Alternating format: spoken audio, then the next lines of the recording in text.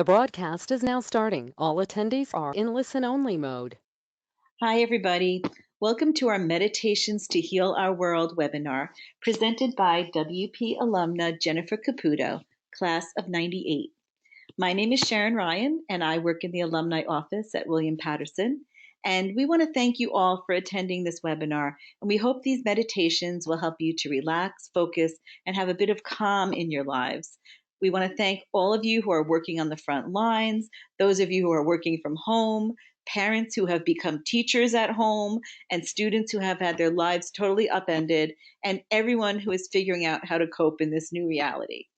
We're offering you this webinar in the hopes that we can help just a little bit with giving you tools to de-stress and bring some good feelings to you. So before I introduce Jennifer, I want to go over how this webinar works.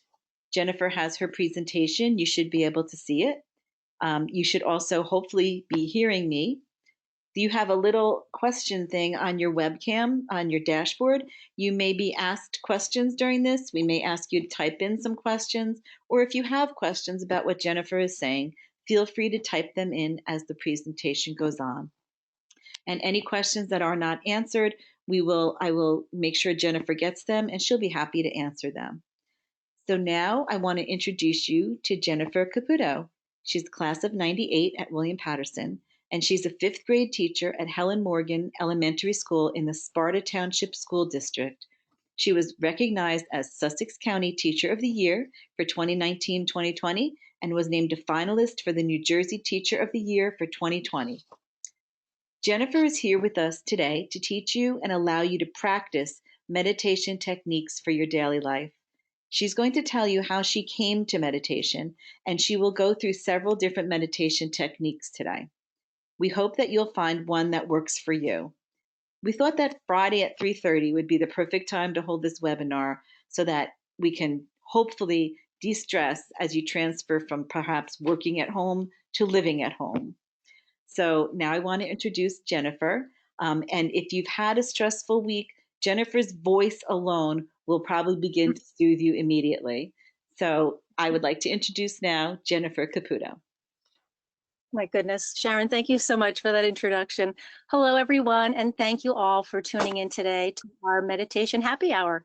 My name is Jennifer Caputo, and I've been invited to create this happy hour to share with you the practice of meditation with the intention to heal ourselves, to heal the worlds that we've found ourselves confined to living in lately, and to help heal the people of our world today. There is a lot of static going on out there, a lot of chaos going on in the world these last several weeks, and we have a choice as to how we respond to it all. So over the next hour, I'll be sharing with you what initiated my meditation practice, what I've come to know about meditation, and the benefits and the basics of it. You'll participate in 3 different styles of meditation during our happy hour, and then next Friday, we'll meet again, same time, different registration link, and I'll share more meditative styles for you to try out then. Now, without fail, whenever I offer the practice of meditation to someone, they are so quick to respond with, I can't sit still. It's just not for me. And I hear this over and over and over. So today we're going to address that. Between each practice section, I have scheduled some time for you to share your experiences with the practice, and that will also be the time to ask any questions you may have before we move on to the next style. To get an idea of who you'll be spending your next hour with, I'd like to share a little bit about myself with you. In addition to being a proud alumna of William Patterson University, as Sharon said, I am a 5th grade teacher. I've been teaching for 22 years. I began teaching 7th and 8th grade language arts, and then I changed roles and became a library media specialist at the middle school level in the same district. And I just had this strong desire to teach at the elementary school level. So that's where I have been for the last 5 years. And I really believe that we all have an obligation to share what we know and teach what we learn. Everything I learn, I teach to my students. Why shouldn't they benefit from the practice of meditation, right? As I practice with them, I continue to learn. And as they learn, they share the practice with their families, and the cycle continues. When I'm not teaching the kids during the day, I teach and design graduate courses for teachers through the Regional Training Center. I'm currently designing a course on mindfulness for the College of New Jersey and LaSalle University in Pennsylvania and Maryland. So if you're a teacher or if you're an administrator and you're interested in knowing more about the course, send me an email. It's right at the bottom of the screen there, info@shiftforwellness.com, and I'll be sure to let you know when you can sign up and register to take it. And as Sharon mentioned, I was very honored to be named Sussex County Teacher of the Year and finalist for the state teacher for the implementation of yoga and mindfulness practices in the classroom. It's really been quite an exciting time for me, and I'm using the platform to highlight other teachers in the county who are doing the same. There really are a lot out there. You can listen to those interviews on the Shift for Wellness podcast. I'm trying to produce and upload them as quickly as possible. And due to the current state of our world and my new teaching methods, things have shifted a bit. So podcasts aren't being produced as regularly as they once were, and that's okay. We'll all be getting back on track soon. And in the meantime, we'll establish a solid meditation practice to see us through until then. So before we go any further, I'd love to survey who's with us here today. So please let us know where you're from, who you are, what brought you here to learn about the practice of meditation. You can go ahead and type your responses in, and I'll wait for Sharon to let me know what's coming in. Maybe you already have an established meditation practice and you're just here to practice collectively. I'd love to know how you're feeling. I would probably think that you've been experiencing a lot of sadness and grief, possibly loneliness and fear and uncertainty, whatever feelings that you've been managing over the last few weeks, and any feelings that you're hoping to find relief with, please let us know. We're waiting here. Oh, here we go. We have a retired school administrator and your biggest fan here to practice collectively. A WP staff member working from home for the first time. We have someone from Michigan and is in travel and wellness and meditates often. Meditation has been helpful. We have an art teacher in Alpine. This person is doing well but missing their classroom a lot. Somebody who's a retired music teacher. We have a lot of people on here. Another district administrator in your district, and we have art teacher. We have this person has experienced stress, uncertainty, and annoyance, but also gratitude, which is very nice. Another person from Florida, another teacher, a lot of the teachers are wishing they were back in their classroom. This person is feeling very stressed out and is a recent alum. And this person has been working at home for 3 weeks and finds himself being more tired mentally after his workday than when he was going to the office. I understand that. Lots of people. Oh my goodness. I can keep going. College administrator. We have someone who tries meditation every so often, but wants to do it, usually gives up quickly. So let's have that person join in now. This person is the stress management and director at a college wellness center. This person never meditated. So you've got people who've never meditated, people who are doing it semi-regularly, and people who have started it and dropped it. So Okay. we've got everybody. Oh, so many. I can't Thank keep you. Thank you, everybody.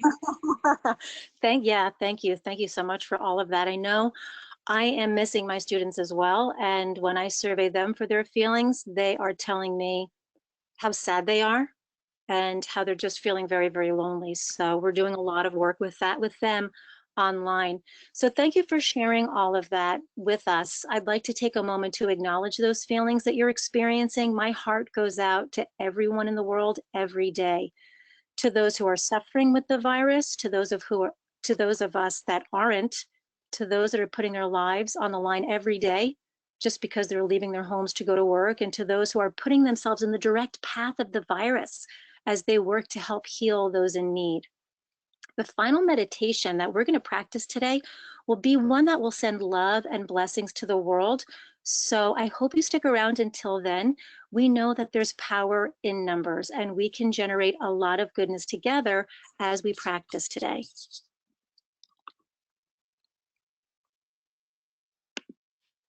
So, I want to kick off our happy hour by making no claims to being an expert on meditation. I came to this practice because I was healing from cancer 11 years ago. I signed up to take a 30-day meditation course at a local yoga studio because I was curious. I had a lot of my own healing to do. I needed to heal physically and mentally and emotionally. So, I thought that developing a meditation practice would be a really good start. So that was until I found out that the course was online. That was almost a deal breaker for me because I was really, as I confessed to my teacher, I was really disappointed. I wanted to get out of my house. I'd been confined to it for 4 months, so I'm no stranger to being quarantined. I wanted to be in a yoga studio where the environment was calming and quiet. I wanted to hear chimes. I wanted to smell incense. I wanted to listen to groovy music for 30 days. Staying in my home was the exact opposite of what I was hoping for. And although it took a while for me to buy into the idea, my teacher's response really did make sense to me. The course was self-paced. It was meant to be practiced at home because some of, or even a lot of our stressors begin in the home, which make it a perfect place to practice. So he told me, and meditation has also taught me, that being with what is happening is the practice. Practicing in a quiet, comfy room with others who are doing the same is not going to teach you the lesson of what meditation can do for you. You're going to still benefit from the practice, but being with the chaos, he said, is where you want to be to learn the lessons. So I was willing to give it a try. And that being said, I'm excited to share with you what I've learned over the years, how I've made it a daily habit, and I'm hoping that it can do the same for you, especially at this time in our lives. So let's talk about some of the benefits of the practice. You probably know this already, and that's the reason why you're here, but meditation lowers our blood pressure and reduces stress. It boosts the immune system. It helps control pain, and it can be used to help even stabilize your weight. It's been shown to have an overall mellowing effect on our minds and bodies, and at the same time, it increases our alertness. It's really a unique state, probably unlike anything that you might be used to. And a lot of people say, well, then tell me how it's different from sleeping. And that's an easy one because when we're sleeping, we're relaxed and we're not engaged. And at the opposite of that, when we're really highly alert and we're in this very alert state, we tend to feel edgy and nervous. So with meditation, we can reach a balanced state of mind and body that produces a deeply relaxed feeling while increasing our alertness at the same time. There's also less tangible benefits to the practice because meditation enhances our creativity and it slows down the aging process and it induces deep sleep and a peace of mind. So doesn't it beg the questions, why isn't everyone doing this? Why isn't it being taught in our schools? You don't need any expensive equipment to practice. You don't need a special outfit. All it takes is a comfortable way of seating. And for this guy, the top of the table is working just fine for him. I prefer to sit on the floor and prop myself up on a pillow that allows my knees to fall lower than my hips when my legs are crossed. It's kind of like sitting like a pretzel. This posture protects the natural curve of your lower spine. And for me, that's really comfortable. But I can also get myself nice and comfy on a cushioned chair or even on my bed. There's no right or wrong here. And we're going to talk about different ways to sit in a moment. Here's some ways that you can be assisted throughout your practice. There's meditation pillows and cushions and benches that are available. Many people find these comfortable. Personally, I don't use a special pillow. I just take the pillows from around my house. I've got some on my bed that are great. I've got some that are on my couch that I love to take. They're my go-tos. Sometimes I'll even just sit up on a yoga block. But nobody knows your body better than you. So the only person that you have to listen to here is yourself. When you make yourself comfortable, then you're ready to begin your practice. And the last thing that I want to just say to you is that with a small amount of instruction and with an open mind, you're going to be on your way. Just know that it can be difficult at first, so you have to be patient. Switch up your seating posture. Keep playing with what's working for you, with what's best for you. I've found the real benefits happen when you practice daily. It wouldn't be fair for me to lead you in the direction of thinking that this is going to be easy. It takes some time to feel comfortable with it, and it can even take more time to start enjoying it. So just be patient. All right, so lots of people ask, why can't I just lie down when I'm meditating? And the simple answer is because we want to keep you from falling asleep. When practicing meditation, you want to remain alert. Finding your comfy spot is crucial to continue your practice. Otherwise, it's really easy to give up. And probably from what we've just surveyed earlier, some of you said you've tried and you've given up, you weren't comfortable and you've given up. So I'm happy that you're here because I'm going to teach you different ways that will maybe have you be a little bit more persistent and keep on going. So for starters, use any sitting position that's comfortable to you, but be open to fine tuning the way you sit as time goes by. I'm going to share 4 traditional seating postures with you today, but know that you can also meditate by simply sitting up in a chair. You'll always want to assess the state of your body while you're seated. Make note of any tensions or pains that you might be experiencing. You'll constantly adjust your posture to see if you can find relief. The more stable and relaxed your sitting posture, the more comfortable your body, the more success that you'll have with the practice. So this is the first position I want to share with you. The Burmese position is to the left. This is my favorite position. And you can, it's just a matter of like almost not so much sitting like a pretzel, but you really attain this by placing the legs parallel to one another and tucking them in as tightly as you possibly can. And for comfort, you can switch your legs from time to time, but it is my favorite position. I, again, will prop myself up on the edge of a pillow or a folded blanket, and it just relaxes my knees down lower than my hips. And then I added this picture of these 2 people sitting in their chairs so that that gives you other options. There's always modifications. And these are 2 ways that you can simply sit in a chair and practice meditating that way. The next position is half lotus. You start with the Burmese position that I just shared with you and then raise one foot to let it rest on the opposite thigh. You can switch your legs from time to time if it's necessary for you to be comfortable. If you have tricky knees, this might not be for you. You also have the option of sitting with your legs out in front of you, and you can cross one leg over the other if you want. You don't have to, or you can just simply keep your legs out in front. Again, there's always modifications. And then you have full lotus. This is the most difficult, though I'm told it is the most stable of the cross-legged positions. So here you're resting each foot on the opposite thigh. And it's important for me to even just say, while I'm sharing this with you, I would love for you to start playing. I want you to practice. So maybe you're seated in a chair right now. Maybe you're playing around with the Burmese position. You can be playing around with lotus, half lotus, full lotus. Please play and practice while I'm sharing this with you. You can even run and grab and get yourself a pillow, or you can get a blanket and fold it up and practice propping yourself up on that as well. And sitting yourself toward the edge of that is going to give you a nice natural curve in your lower spine. So getting back to full lotus, very few people can sit in lotus comfortably. And a lot of the times it's just due to inflexibility. Sometimes it's due to a person's particular anatomy. But again, switch your legs as necessary and just don't judge yourself. Everyone's body is designed differently. So if you're practicing right now with someone else, try to get yourself into your comfy position. Only pay attention to what you can do, not to what you can't do. And definitely don't compare yourself to what someone else is doing.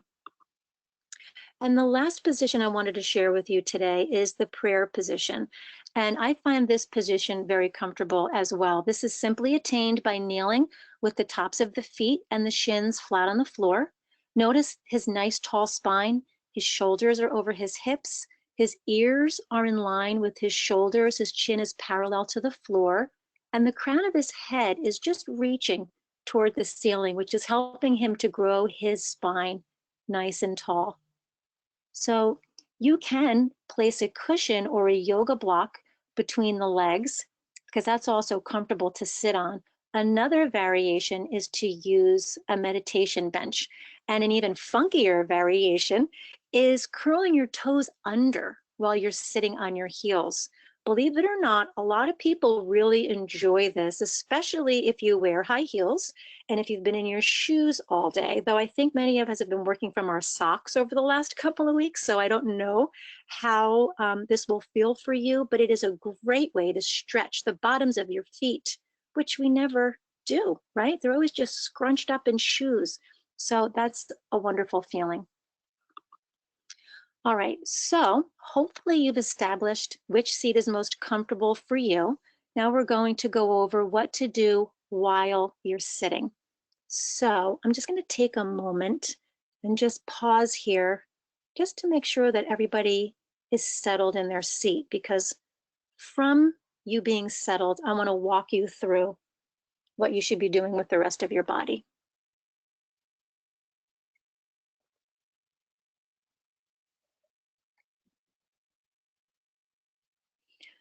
So you can pull your chin in slightly and it's going to make sure that your ears are in line with your shoulders, and gently touch your tongue to the area where your top teeth and your gums meet. So you're going to rest your tongue on the back of your upper teeth, right where your teeth meet your gums. Relax your jaw by keeping your teeth slightly parted. You can close your eyes, let them soften and relax. When we do this, the eyes naturally roll inward and upward. They'll be slightly gazing in the direction of the third eye, which is the area between your eyebrows. Don't force this by staring at anything. Just allow your eyes to relax and let them go wherever they go. Let the relaxation in the eyes move downward through your body, and notice your shoulders. Let them loosen. Release any tensions that might be in your body. Your arms should naturally just drape down. You can rest your palms on your lap. Roll your shoulders back and down. This will create a sense of broadening across your collarbones. And with your hands, you can either place them palms up or palms down. It's really up to you. I prefer, it depends on what I want for that particular day. Right now I'm palms down, but palms down gives you a more introspective experience, where palms up is a form of receptivity. So the position of your palms is really subjective. It's about whatever you're looking to receive from your practice at that particular time on that particular day. Then you're going to allow your belly to soften and relax. So when you do this, the abdominal area naturally drops a bit. It rounds out. So think about a little baby, a nice relaxed nature of a baby's belly. You know, that little Buddha belly that those babies get. That's what we're going for here. And as a final check before beginning our focused meditation, I want you to just sway side to side and back and forth until you reach a balanced position. And imagine that your spine is a stack of coins, perfectly balanced. Often when we experience any kind of different aches or pains, the root is an unbalanced spine. So be mindful and attentive to the balance of your spine. And now just breathe in a natural, unforced manner. This is our posture and our attitude for meditation. So I am going to begin with a nice, simple, but effective technique of meditation known as body scan. So your attention will move over different points of your body. And I'm going to continue to move through slide by slide by slide. And you're not going to see it because you're going to be meditating and your eyes are going to be closed. And that's fine because this is recorded. And if you needed to see, or if you're curious to see what's there, you will have that opportunity to do so. So you're going to bring your attention to different points in your body. And when we lock our attention in to different points of our body, we're going to stay there for 2 rounds of breath. And a round of breath equals an exhale and an inhale. So when you exhale and inhale, that would be considered 1 round. And then you'll exhale and inhale again, and that would be considered the 2nd round. And I am not going to lead you through any kind of breath pattern. I'm just going to have you lead yourself through that breath pattern, because everyone's going to be breathing at a different rate. And if for whatever reason you find that you're going to that part of your body on an inhale instead of an exhale, it's no big deal. It really doesn't matter. So Draw your focus on each part for just a short period of time. We're going to be at each focal point in our body for 2 rounds of breath. And we're going to allow our breath and our mind and our body to bring release and relaxation to that part. So I want you to start by sitting upright in a position that is most comfortable for you, focusing first on the rhythm of your breath. And when you're comfortable, just take a nice inhale. And as you begin to exhale, I want you to lock your attention onto your toes and hold your focus there through the exhalation and your 2 rounds of breath. And be aware of any sensation that you may experience in your toes right now. While at the same time, you're also maintaining being tuned into your breathing. So you're focusing on what your toes are doing, but you're also making sure that you are inhaling and exhaling and staying down at your toes for 2 rounds of breath. And imagine each breath flowing into your toes and continuing to bring release and ease there. And after your second breath cycle, you can go ahead and exhale into your ankles. Move from your toes into your ankles and stay with your ankles for 2 breath cycles and notice what is happening there. Is there any tension? Is there any tightness? Do you need to move or shift in any way in order to make them more comfortable? And then bring the focus up to your shins. Are there any sensations there? Any sensations in the muscles that need to be let go? How can your breath bring more ease to your shins? And then from your shins, let's go up to your knees. What's happening there? Some of us have really cranky knees, so don't judge. Just see what's there. If you need to move or shift in any way, you may have started out seated in one position and said, whoa, this is not for me. It's okay to get up and move into another one. Now bring your focus up to your thighs and see what kind of sensations are there. See if you can imagine the breathing, the breath, letting out any tension from your thighs. Really sending ease and relaxation to the lower part of our body. And then bring the focus up to your hips. Our hips are the place in our body where we store our emotions. So it is no surprise why many of us have very tight hips. So let's see how we can bring some more ease to our hips. How can we open those hips up a little bit more with our breath? Focusing there with 2 rounds of breath. What kind of sensations are there? How can we allow our hips to relax more? Bringing more ease there. And then bring the focus to the area right underneath our navel, right underneath our belly button. What's happening there? This is the area where we connect to the world. Has that tightened, or is that still a nice little Buddha belly that needs to be nice and soft and relaxed? So breathe right into that. And not only the front part, but how about the sides and your lower back as well? And then you can bring the focus to your belly, which is right where your belly button is and the areas to the side. And you can focus on your back body as well. How can you bring some more relaxation there? And as we begin to work up our body, let's bring our focus to our heart. How does it feel around your heart? How can you bring some ease to your heart? Are the muscles around your heart tight?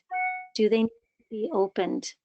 I'm thinking that maybe many of us are feeling very guarded right now. So you may have very tight muscles around your heart area. So how can you allow your rounds of breath to bring some relaxation there to your heart? And then bring your focus up to your throat. What sensations are you finding there? Is there something that needs to be said? Now is the time while you're meditating. Don't be surprised if something gets revealed to you that needs to be said, something that you might be holding in. Breathe into that space in your throat and see if you can relax it. See if you can get rid of any tension that's there. And then we'll bring our focus up to that area between your eyebrows, known as our third eye, and see if you can relax your eyebrows a little bit more. Can you allow that to lead into relaxing your cheeks and your jaw? Still staying with your teeth parted, but your mouth is closed. And is your tongue still behind the back of your teeth? How can you relax your face more? And then as you begin your next exhale, bring your focus to the crown of your head. If you lose concentration here, just gently go back, focus just on scanning the body points of your body. It's not a big deal if you lose focus. As humans, we're made to think. We all lose our focus in varying degrees, and drifting off on one of our thoughts is just a natural part of life. So the goal is to continue to return to those points of focus and to the breath and the part of your body. So you can stay with the crown of your head and just stay in this position and just allow yourself to be in this space that you've created for yourself. As we become more aware of the sensations of each part, of each specific part of our bodies, we start to let go of those sensations as we proceed to the next point. So as we let go of the sensations, we let go of the muscle too, and it helps to release any kind of accumulated tension that's there. So it's great to just imagine breathing that tension out of your body along with your body's fatigue. A lot of us are just feeling so fatigued over working from home as opposed to being at work. And we can just work to breathe in relaxing vitality. So as you sit here with your eyes closed, I want to just share with you some other variations on this technique. You can imagine when you're bringing focus to the different parts of your body, you can actually imagine different points of light. I like to do that. I like to imagine that part of my body being lit up with a nice white light. You can actually create any color of your choosing. And one of the things that I've been practicing a lot over these last few weeks is bringing white light, focusing around my lungs and around my throat.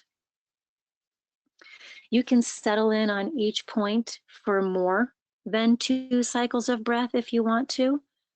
You can even bring some temperature if you wanted to try to scan your body and imagine some healing heat flowing into those different points of your body. You can certainly do that as well. And you can, like I said, vary the number of breaths. You can lessen them or you can increase them. So when you go off and decide to practice this on your own, you can do this technique at first, just for maybe 5 minutes. You can, I say 5 or 10 minutes. Um, I I don't, it doesn't matter to me. I'd be so happy if you were even able to do it for 30 seconds and just focus on your toes, because that is where you want to start. Even if you got to your toes and your ankles and that was it, that's great. Then tomorrow when you sit, try your toes, your ankles, and your shins.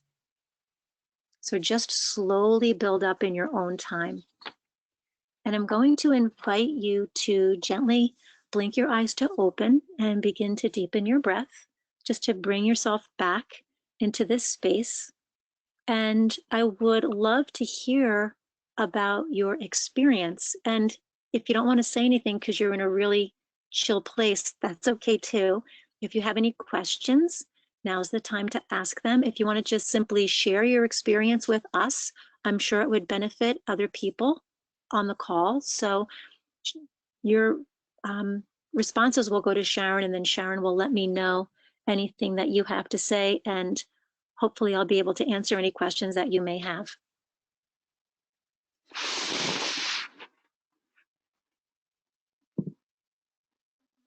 This was very calming. Thank you. Oh, very You're welcome. relaxing. People said, this person says she moved as much as I needed to with no judgment, even got up halfway and changed positions. Fantastic. First time in 3 weeks, this person has had the chance to be present for me and not someone else. Very cool that I could actually feel my heartbeat in each area of the body we were focusing on. This person has a question. Is there a version of meditating where you stretch while meditating? I know that sounds like yoga, but not as intense as yoga. Okay, so can I answer that? Sure. Um, if the first thing that comes to mind, I'm not familiar with, yoga is certainly a form of meditation because you are matching the body with the breath. But there, like meditation, there are so many different forms of yoga. So if you have been taking very powerful yoga classes, because there certainly are very athletic and very powerful yoga practices, I don't know if you're familiar with yoga nidra, which means yoga sleep. And there is also restorative yoga, where you typically don't even get off of the floor of your mat. You have fewer positions, so you're put in fewer postures, but you stay in those postures for longer periods of time. And when I say fewer postures, I'm talking about a 75-minute practice, and maybe you're in 4 or 5 postures, because you are held in those positions for much longer, and you're held on props. So you're using bolsters and blankets and yoga blocks and all sorts of different things to hold your body in that position. It's incredibly beneficial to your muscles because they are getting stretched, but it's also um, there's also a meditative piece to it at the same time, because often yoga teachers will have you be in those positions and also work on matching it with breathwork techniques as well. Thank you. A lot of people are saying thank you and they needed to do this and it's relaxing them. So, thank you very much. All right, I'm glad. This person likes the body scans, get detailed. The body scan is the one that resonated with me. It was 30-day meditation course, which meant every day it was a new style of yoga, and the body scan resonated with me the most. And it's the one that the three that I'm sharing with you today are the three that I do the most, or the three that are a part of my practice. And so I'm glad that you're getting something out of that. All right, so hopefully you're ready for another. I have a second one that I want to share with you. It's called healing meditation. And I just want to give you a little background to it. And before we even venture into this one, I want to invite you to maybe switch up your seating style. You may have the option to do that, you may not, depending on your anatomy. But if you sat in one position for the body scan, you might want to try a different position for the healing meditation. So I wanted to share with you that our thoughts and emotions affect how our bodies function. When we see and smell or think of food, we salivate, right? And when we're afraid, our breathing changes and our muscles tense. It's not such a stretch to realize that what we think and feel also have an effect on our immune responses. And stress is known to impair the body's natural ability to fight off disease. So therefore, one of the most direct routes to health is to reduce our stress levels with meditation, along with relaxation exercises like the restorative yoga I was just speaking about, eating the right foods, and also getting enough sleep.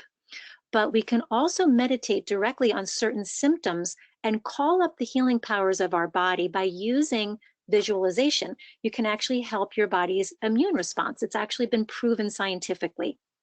So try this. Take your meditative seat and remind yourself to relax your muscles by doing a scan for any tension and sending your intention to relax those muscles where it's needed. Observe and take care to relax your breath. Let it deepen and slow to a comfortable rate. And then just, take slight pauses between the ends of your inhales and the ends of your exhales. Just make it effortless breathing right now. And focus on the fact that the natural state of the body is health and vitality. Join with the healing force. It's inherent in all of us. Be enveloped by it. Visualize a part of your body that's in a need of healing. For instance, you might have a cold. Maybe, if you have that cold, you can feel a healing warmth and about that affected part of your body. You may want to concentrate on your lungs and your throat if you're feeling fine. We know that these are the places in our body that this virus is attaching to. So if you're feeling fine, you might want to bring some healing meditation on to your lungs and your throat just because of what's happening in our world around us.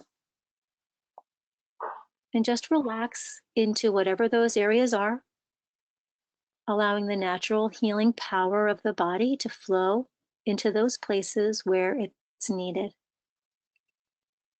Because I am so visual, I often love to see this flow happening in a color. So if you want to give that flow a color, by all means, go ahead and do that.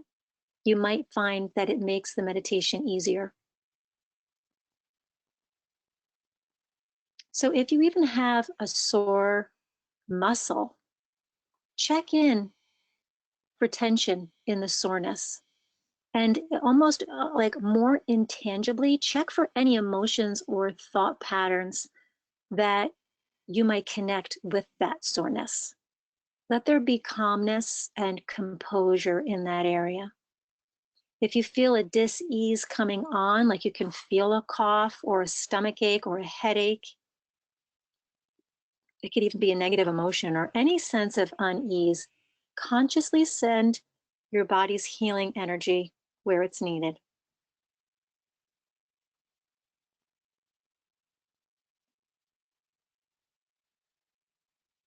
I'm hoping that you're breathing effortlessly now. No one should be able to hear your breath. Your body shouldn't be moving in any way that someone in the room could see that you're breathing. It should be nice and effortless. I don't think we have any skeptics here among us today, but we may live with some. And if we do, or if you are, I want you can remind them, or if you happen to be a skeptic, just remember that if the slightest perception of danger to her baby can cause a mother to go into fight or flight mode, and if sadness can bring tears to our eyes, and if the sound of an alarm can make our heart race, realize the immune system operates in much the same way. It responds when it's needed. Take some time to observe a mental image of your body's cleansing systems, the circulatory system, the lymphatic system, the respiratory system. They're all hard at work. They're all cleansing the debris from our bodies, purifying it and balancing it.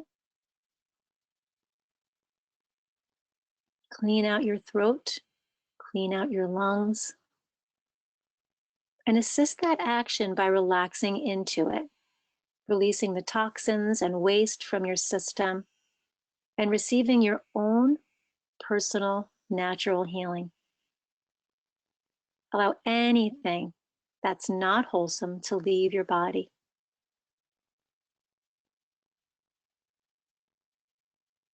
See your life force, your breath.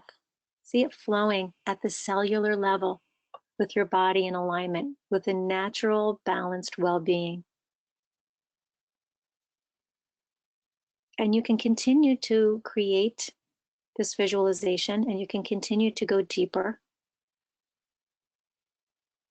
And I'll ring you out when it's time with the chimes.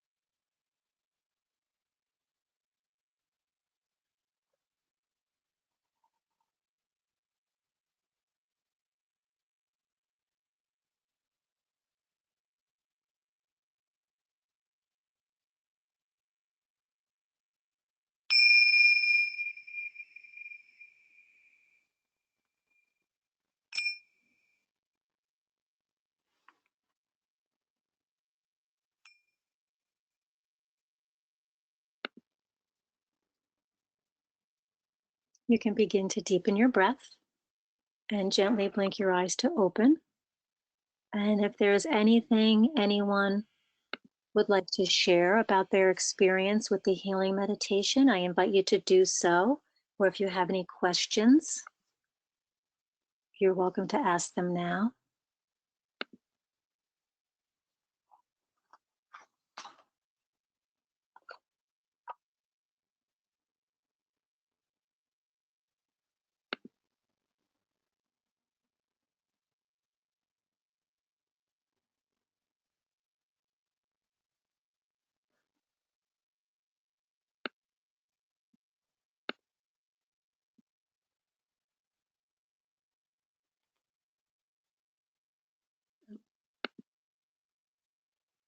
Oh, somebody said in this one, their thoughts returned to stress and they weren't able to stay in the moment.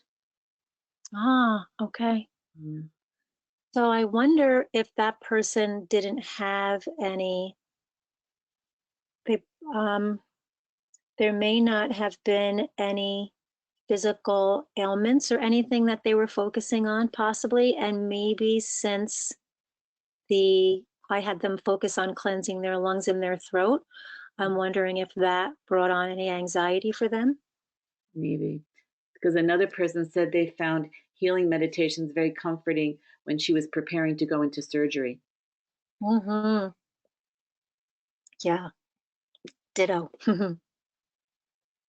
I've done this before. I've gone to the dentist and I've had amazing experiences with it. Somebody has a question, if I can ask it. What is the Sure. shortest amount of time that this second meditation practice could or should be done for it to be considered effective? It doesn't matter. If the intention is there, it can be 30 seconds. Great. Yeah.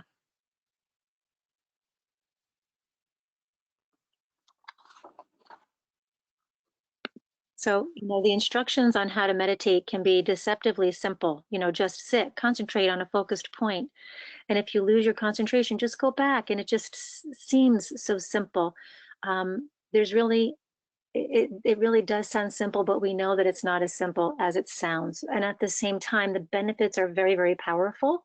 So it really, you're still going to get benefits of it if that is what your intention is, despite how long or short you practice for. If I may, one more thing. This person just said that this healing meditation really helped her. She has a rapid heartbeat at times, and the stress of these times has been affecting her even more. She meditates mostly at night, and this was helpful, and she thinks she may add a midday meditation. Oh, that's wonderful news. Thank you for sharing that. Thank you so much for sharing that. Oh, can I share So, more things people said? yeah, Sorry. whatever. Yeah, yeah, This of person, course. this person says she feels more comfortable with guided meditation. She feels uneasy Hmm. trying to do it on her own, which probably a lot of people may feel like that way. Yeah, they may, and they may because they haven't developed their own. So, my question to that would be if they've listened to a lot of guided meditation, then they're very familiar with the practice of it. And they probably already know everything they need to know within themselves to make it happen on their own. So, I would encourage them to trust themselves and start to practice on your own, and you will be able to develop your very own guided meditation. You can see that I showed you how to guide yourself through the body scan, and I showed you how you can guide yourself through the healing meditation. So I do appreciate being guided through meditations, but I'd love to see you try to practice on your own for you to be able to do it on your own. I know you have one more way, but one person wants a question. This person's a very fidgety person, and is there anything Hmm. you can tell these types of people? Like, can they squeeze a stress ball or bounce their leg? Is anything like that helpful? Or I say do what works for you first. Do it. And then as you develop your practice, those things are going to start to go away. So I think the one thing I want everyone to walk away from this webinar this afternoon is that there is no right or wrong. You cannot you cannot make a mistake by doing this. It is all just trial and error for yourself. we're going to, just quickly learn that it takes patience, and it takes a kind of patience that it takes to train a puppy. You know, it's hard to train a puppy. It's hard to keep track of a child when they're at the zoo. But if they can just remember that it's not something that can be forced, it's just very important that you gently return back to the point of focus with the patience that you might have when you're training a puppy or you're watching a child when there's a lot of chaos going on. If you drift, come back. You're going to drift and come back again. If you drift 10,000 times, gently come back to your point of focus 10,001 times. Great. I'm sure there's been plenty of people here that have gone through their grocery list. Maybe they started to have an argument with someone in their head. Maybe they started to plan their vacation for when all this is over, because the mind can really run away if you let it. And that's okay. You notice that that happened. Go back to your toes. Go back to your shins. Go back to that healing light that you've put someplace in your body. It's all okay. Don't beat yourself up over it. Don't judge yourself about it. And don't give up just because that happened. Giggle, laugh at yourself. Say, oh my gosh, what am I doing? I'll try it again tomorrow, or I'll try it again later. So thank you for all of your comments and your questions. This person says, like we say in yoga, it's a practice, not perfect, not a perfect. That's exactly right. It is exactly right. It is a practice, not a perfect. Yes. And I always like to say, it's not about being perfect. It's about being easy with your practice, because we're so much harder on ourselves than we are on anybody else. So the last form of meditation that I wanted to share with you today is called metta meditation. And again, I would like to invite you to try sitting in a new position if that is convenient for you. If not, you're welcome to stay where you are. But metta meditation is by far my favorite, and it's also the favorite of all of my students, past and present. The literal translation of the word metta is loving kindness. And this form of meditation is used to cultivate a deep sense of love and compassion for yourself and all of creation. And that's why I've chosen it to be the last one that we focus on today. Practicing love toward our fellow beings, it's a huge step in the direction to help us diminish any ego that we might have. If we truly love, it's hard to have a big ego. And the ego is one of the major obstacles in experiencing life in its fullest. So the ego constructs large judgments, and judgments can also distort reality. So if you think about it, you can't judge something or someone and then truly love at the same time. The truth is the truth, with or without our input. It's just simply put. So this loving kindness meditation allows us to send blessings to ourselves first, and then send them out to those who can also benefit from them. So go ahead and take your meditative seat. Sit quietly with a balanced straight back. Have your eyes be soft and your shoulders rolled back and down, your belly easy and relaxed. Feel the rhythm of your breath, and release any thoughts of the past or future, coming into the present moment, being with what is right here and right now. Bring your attention to your body. Notice how it feels. Accept the way that it is with loving kindness. Don't judge what you're feeling, just notice and allow any tensions to dissolve. And then bring your attention to your heart center. Check in with your body. Check that you have released any tensions, or have attempted, or you intend to release any tensions. Breathe into the belly, soften it. And then I'm going to have you bring your awareness to the crown of your head, right at the top of your head. And I want you to imagine a waterfall of light pouring through the crown of your head. The light can be any color. I love a nice soft white light. So your eyes are soft, your shoulders are nice and loose. Your breath is easy. And carried in with this light is love, kindness, and blessings of all kinds. Allow the light to fill up your entire body. It pours into your head, down your neck, your shoulders, your arms and your fingers. It swirls around your heart and it fills up your torso. It moves down through your hips, legs, past your knees, and all the way down to your feet and toes.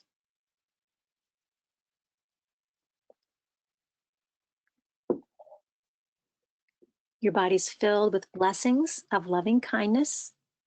You can even add a mantra to this if you choose. You don't have to. But while you're watching this light fill up your body, you can say, may I be happy? May I be peaceful? May I be free from suffering? And you can continue to repeat that mantra as you're watching your body be immersed in this thought and the feeling of the thought and with this light. And sit with this for a moment. May I be peaceful? May I be free from suffering? May I be happy? And really breathe into that. I know whenever I do this meditation, my body just naturally wants to inhale so deeply and exhale so deeply. Just notice what you notice about your breath. And then bring your attention to your heart. We're going to send these blessings out, away from us, through the heart center. You're going to bless all the beings in your immediate space. I want you to bring your attention to your heart, and I want you to imagine that there's a flower there. Any flower you want, your favorite flower. And I like to have a rose. And whatever flower you choose, just make sure that it's in full bloom.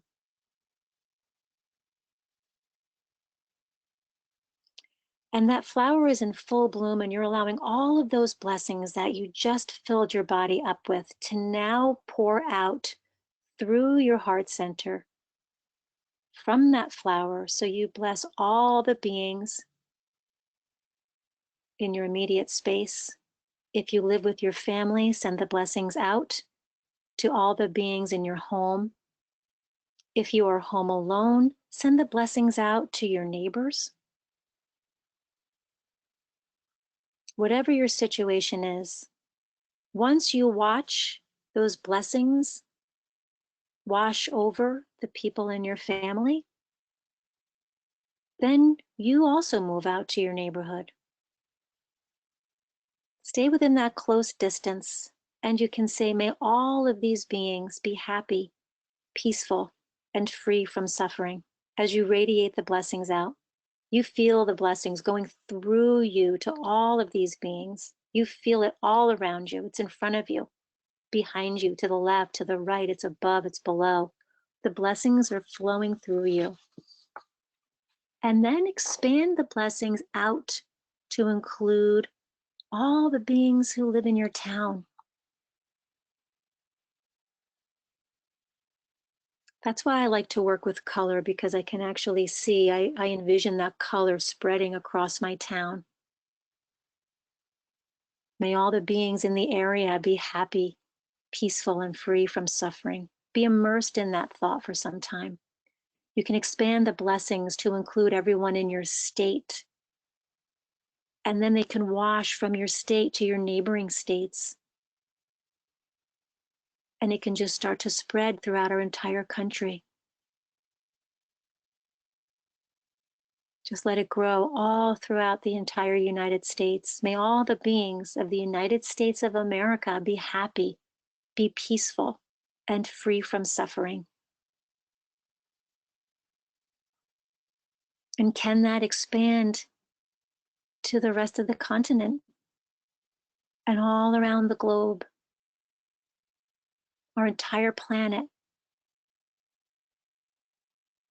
May all beings be happy, be peaceful, and free from suffering. And really breathe into that.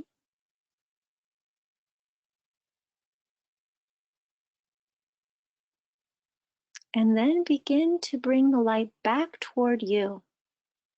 See it begin to gather back up and head back toward your heart center very slowly. It left slowly, let it come back slowly. It's coming back from the globe, making its way just to the United States. Maybe it's making its way to your state, your neighborhood, until it comes right back into your home and right back into your heart center. Take your time. Don't rush it just because I'm guiding you. Take your time. This meditation begins and ends with you. So I'm going to allow you to be with it for a moment longer, and I'll ring you out when it's time with the chimes.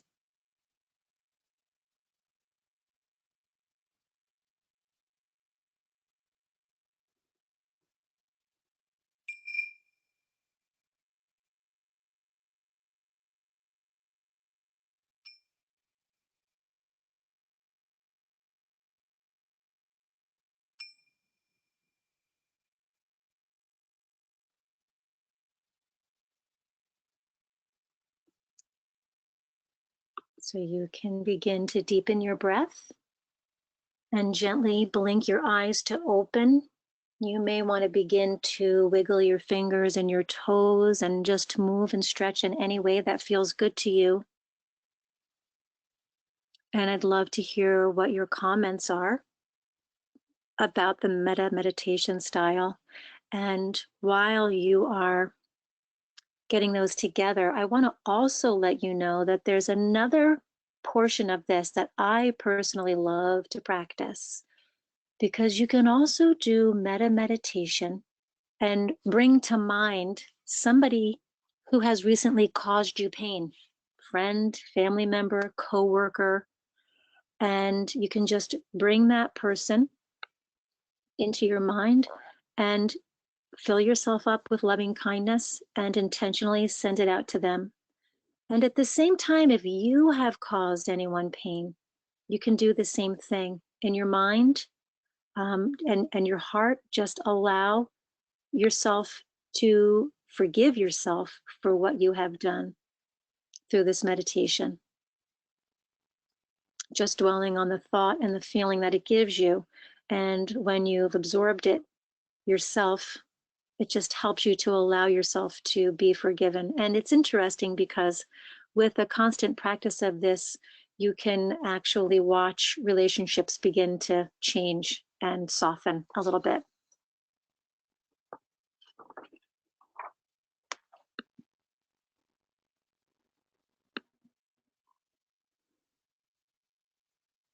Jennifer, I have a few people that want to say they loved this one, that this one felt like it would work very nicely with prayer, that they Mm-hmm. felt very connected to their body, needed to stretch after this one. And it was a very powerful meditation. They really liked this one. Great. I'm glad to hear that. It usually is very, very well received. I'm happy to hear that. And in general, people are liking this because it was really needed after this week. This whole Mm-hmm. meditation has been very nice, really relaxing. I'm glad. I'm glad. That makes me happy. There was one comment that I will mention. One person wrote, "Look at your Fitbit and see what your heart rate is." And it's very good. That's so funny. So somebody is giving everyone else advice to check their Fitbits if they're wearing them because their heart rates have gone down. Thank you for that. That's I wonderful. was very amazed. That's really great. And I have, Proof. before you end, I want to say something is that many people have said the same thing. The sound of your voice is very helpful and very soothing. Thank you. Thank you for that. So, as we begin to wrap up our meditation happy hour, it's my hope that you'll take what you've learned here today practice it, share it, and teach it to others. If you're a parent, I hope you teach it to your children. And if you're the leader in a company, I hope you share and teach it to your team and your employees. And if you're a teacher or an administrator, I hope you share it and teach it to your staff and students. My goal is really for you to be able to walk away from this webinar with the drive to make this a part of your lifestyle. I promise there's a meditation style that will work for you. You just need one, and you can stick with that one forever. And it's my hope that you'll no longer say, I can't sit still, it's just not for me. You'll begin to notice that as you make meditation a habit and you begin to share and teach the practice, you'll not only create a rippling effect, a rippling healing effect extending to all those who surround you, but you'll also be sharing the gift of wellness. And wellness is really what we need right now. So I want to leave you with a few tips to set aside a specific time of day to meditate. If it's in the morning, make it close as possible to the time you wake up. For nighttime meditations, make them as close to bedtime as possible. Morning meditations can go deeper since your morning mind is clearer and not really clouded by a lot of stuff that gets built up during the day. But the quality of the meditation is so much more important than the amount of time spent meditating. So try to devote your time in meditation to whatever technique it is you're trying, and then just avoid letting your mind wander. Keep returning to the point of focus. If you continue to find yourself drifting in thought and not really attempting to return to your point of focus, cut back your time. See if that helps. It might be helpful to set an alarm during your meditation, preferably not one that's too alarming. They have beautiful, soothing alarms on your phones that sound like nice little chimes that you could use. And just remember that you're working toward meditation eventually being a pleasant experience. But at times, especially in the beginning, there can be resistance, and that often shows up in the form of aches and pains and impatience. So just acknowledge what's happening when it does, let it go, it's going to pass, and switch up your seating position if you need to. Meditation experience is different for everyone, so just don't judge your process.